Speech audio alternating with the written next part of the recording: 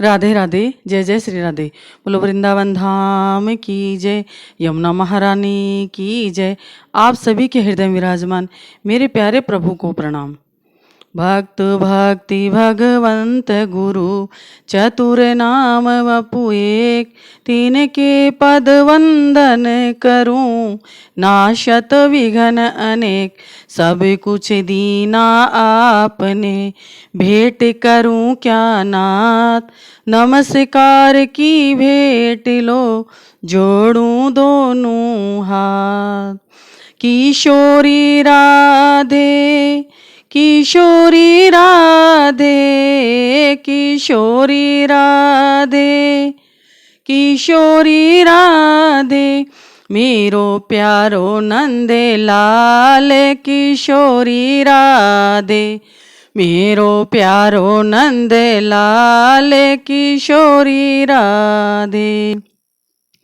तो कल हम चर्चा कर रहे थे नरसिंह जी की, जो आज हम बताते हैं कि नरसिंह जी का जन्म जूनागढ़ में हुआ था और उनके बड़े भाई का नाम था बंसीधर जी, और माता पिता भगवान के भक्त थे, तभी तो उनके घर में भक्त का जन्म हुआ। परंतु नरसिंह जी का जब जन्म हुआ तो वो एक सबसे बड़ी कमी लेकर के ही पैदा हुए थे। जब पता चला 12 महीने के हो गए तो पता चला कि ना तो नरसिंह जी को सुन पाते हैं और ना ही नरसिंह जी बोल पाते हैं। सब बड़े दुखी हुए, पर भगवान के आगे किसी की क्या चलती है। और नरसिंह जी प्रेम से पाले जा रहे थे, परंतु भगवान को कुछ और ही मंजूर था। जब नरसिंह जी 5 साल के थे तभी ऐसी कोई बीमारी महामारी चली, तो उस बीमारी में उनके माता पिता का देहांत हो गया। जो घर में बूढ़ी दादी थी वो शिव भक्ता थी, भजन करने का समय था, परंतु अब क्या करती, कुछ नहीं कर पाई और नरसिंह जी की सारी जिम्मेवारी दादी पर आ गई। परंतु दादी जी ने नरसिंह जी का पालन ही नहीं किया, मन का पोषण भी किया, क्योंकि वो भगवान की भक्ता थी और बड़े अच्छे लगते थे नरसिंह जी अपनी दादी को। दादी जहाँ भी जाती और साथ में लेकर के जाती और सबसे आशीर्वाद दिलाती, प्रणाम कर, यही शब्द दादी के मुख से निकलता। दादी नरसिंह जी को नरसी नहीं कहती थी, वो मेरा नानिया। जो ये नानी बाई का मायरा है, ये मारवाड़ी भाषा में बड़ा ही मीठा लगता है, परंतु सबके समझ में नहीं आता, इसलिए इसको हम हिंदी में राष्ट्रभाषा में कह रहे हैं।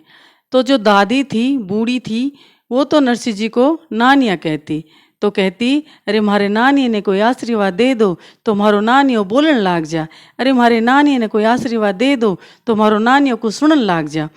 और दादी मने विचार करती कि मैं कितने दिन की हूँ, कौन इसको पालेगा, कौन संभालेगा, कैसे इसका आगे का जन्म चलेगा।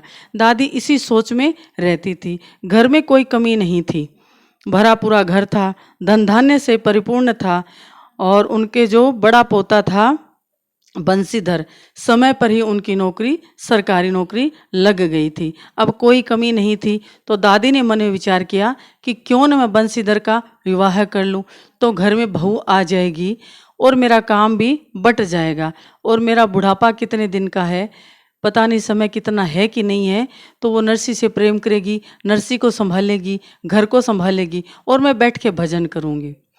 और धन धान्य परिपूर्ण भरा परिवार था, घराना भी अच्छा था, नागर कुल में नरसिंह जी का जन्म था, तो कोई कमी नहीं थी। इसलिए उनकी सगाई भी हो गई और शादी भी धूमधाम से कर दी। घर में बहू आ गई तो दादी बड़ी प्रसन्न हुई, कहा चिंता मिटी। परंतु हम जो सोचते हैं वो कभी भी नहीं होता है, संसार हमारे हिसाब से चलता ही नहीं है। जैसे बद्री जी की पहाड़ियाँ हैं, वैसे हम जैसे उतार चढ़ आता रहता है। दादी के तो सब कुछ उल्टा ही हो गया।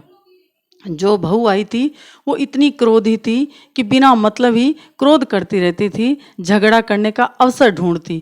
दादी बड़ी दुखी हुई, मन ने विचार किया कि सोचा कुछ था, हुआ कुछ, पर कुछ नहीं कर सकती।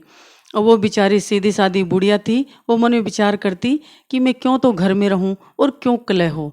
वो हमें एक सीख दे रही है कि जब हम बड़े बूढ़े हो जाएं और घर में बहू आ जाए या परिवार संभालने वाला कोई हो, तो हमें भगवान में लग जाना चाहिए, बैठकर शांति से भजन करें।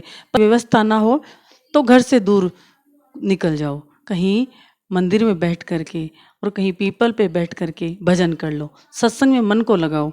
और वो दादी यही करती, बेचारी चली जाती, कभी सत्संग के बहाने, कभी मंदिर के बहाने, और कभी कभी कोई शादी विवाह का न्योता आता तो अपने नानी नरसिंह जी को लेकर हाथ पकड़ के चली। और समय शांति से गुजर रहा था, परंतु वो गुजरने दे तब ना, उसके तो कहते हैं गुस्सा नाक पे रहता था और अवसर ढूंढती रहती।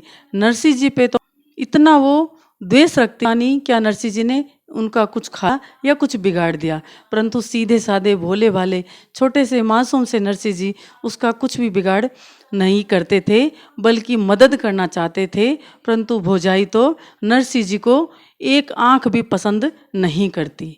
अब दादी को लगता कि इसको छोड़ के जाती हूँ तो बड़ा झंझट होता है, तो अब तो वो सारे दिन ही नरसिंह जी को अपने साथ रखने लगी। ऐसे करते करते समय गुजर रहा था।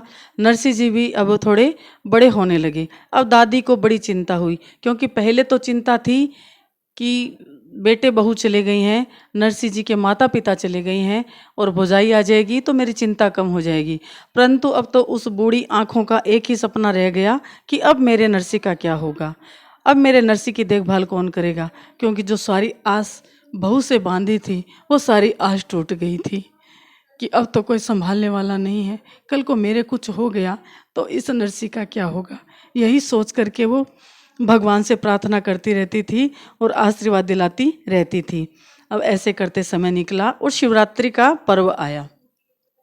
शिवरात्रि का पर्व आया। शिवरात्रि में सब शिव जी को जल चढ़ाने जाते ही हैं, और उस दिन शिवरात्रि के दिन हमारे भोले बाबा तो मानो सब कुछ लुटाने को बैठे रहते हैं। जो भी आता है निराश होकर के नहीं जाता। जो दादी थी जिस मंदिर में जाती थी वो हटकेश्वर महादेव जी का मंदिर था, और दादी नरसिंह जी को लेकर के जाती थी। परंतु आज शिवरात्रि का उत्सव था तो पहले दिन दादी ने सोचा क्यों न मैं सुबह जल्दी उठ करके जल चढ़ाऊं, शिव जी की पूजा कर लूं। बाद में तो भीड़ हो जाएगी, सब आ जाएंगे तो मेरी पूजा में विघ्न पड़ेगा। तो नरसिंह जी तो कुछ बोल नहीं पाते, परंतु समझते सब थे, क्योंकि जब दादी रात को तैयारी कर रही थी तो नरसिंह जी बैठे बैठे देख रहे थे। और फिर कहा कि देख, मैं कल जब पूजा करने जाऊं तो तू शांति से सोए रहना, और जब उठे तो चुपचाप अपने काम में लग जाना, भौजाई जस्सा से थोड़ा दूर ही रहना। तो नरसिंह जी ने कुछ नहीं कहा, परंतु नरसिंह जी को पूरी रात नींद नहीं आई। मन में विचार किया कि अगर सोया रह गया तो दादी छोड़ के चली जाएगी, और दादी उठी उससे पहले नरसिंह जी उठे मिले। दादी देखती रह गई, और फिर नरसिंह जी इशारों से कह रहे थे मैं अपने हाथ से बार बार इशारा कर रहे थे कि मैं भी साथ चलूँगा, मैं भी साथ चलूँगा। तो दादी ने मन में विचार किया कि जब उठ ही गया है तो चलो इसको भी साथ लेकर के चलती हूँ, और वो साथ लेकर के जाती है। उस समय वहाँ पर भीड़ नहीं थी, और जाकर के उन्होंने शिव जी भगवान को जल चढ़ाया और नरसिंह जी से भी जल चढ़ाया, पूजा करवाई, और भोलेनाथ से प्रार्थना करी कि हे मेरे प्रभु, अब मेरा समय नज़दीक आ रहा है, मैं चली जाऊंगी तो इस नरसिंह का क्या होगा, मारे नानी रोके होगो। ऐसे दुखी मन से आज प्रार्थना करी तो मानो आज भोलेनाथ ने उनकी प्रार्थना सुन ली। चीटी के पग नूपुर बाजे तो भी साहिब सुनता है। करते रहो भगवान के भजन, कभी ना कभी तो भगवान के कानों में वो हमारी जो जैसी भावना है वैसी भावना पहुंच ही जाती है। तो चारों तरफ देखा तो मंदिर के बाहर ही एक बाबा जी बैठे थे। वो बाबा जी भगवान के ध्यान में बैठे थे, और दादी ने देखा कि बड़े संत महात्मा आज तो जल्दी आकर के बैठे हैं, और पहले इन बाबा जी को कभी नहीं देखा। शायद पहुँचे हुए हैं तभी इतनी जल्दी आकर के भोले बाबा की पूजा कर रही हैं। तो दादी ने मन में विचार किया क्यों नहीं बाबा जी को प्रणाम कर लूं और नानिया को आशीर्वाद भी दिला लूं। और जैसे ही हमारी नरसिंह जी की दादी हाथ पकड़ के बाबा जी की तरफ बढ़ी, बाबा जी ने आंखें बंद कर ली। आज की कथा यहीं विश्राम लेते हैं, और हम कल फिर मिलेंगे आपसे तीसरे एपिसोड में, जो हम आपको बताएंगे कि आगे नरसिंह जी को जब भगवान के आशीर्वाद से बोलना आ जाता है और सुनना आ जाते हैं तो उन्होंने सिर्फ और सिर्फ भगवान का भजन ही किया। तो आगे की कथा कल सुनेंगे। और आपको हमारी ये कथा अच्छी लगती है तो सब्सक्राइब करें, लाइक करें और अपने मित्रों और चाहने वालों को शेयर करें। राधे राधे।